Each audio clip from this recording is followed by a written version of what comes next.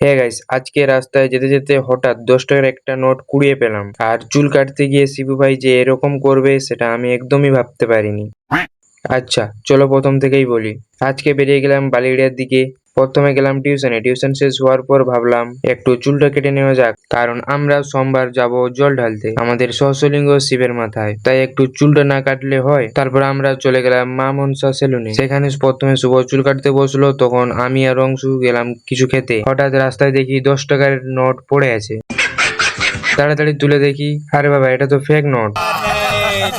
তারপর যেখানে ছিল সেখানেই রেখে দিলাম। এরপর আমরা চলে গেলাম কিছু খাওয়া দাওয়া করতে। পেট পুজো শেষ করে শিবু ভাইয়ের জন্য চা আর পান নিয়ে এলাম, কারণ এগুলো না নিয়ে গেলে আবার চুল কাটবে না। চুল কাটতে কাটতে দেখি, আরে অংশু চকলেট খেতে খেতে কি ভাবছিলে একটু কমেন্টে বলে যাবে তো।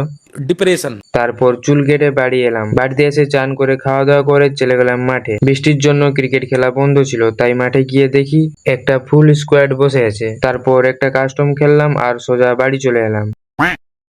আজকের মতো এতটাই, দেখা হচ্ছে পরের ভিডিওতে।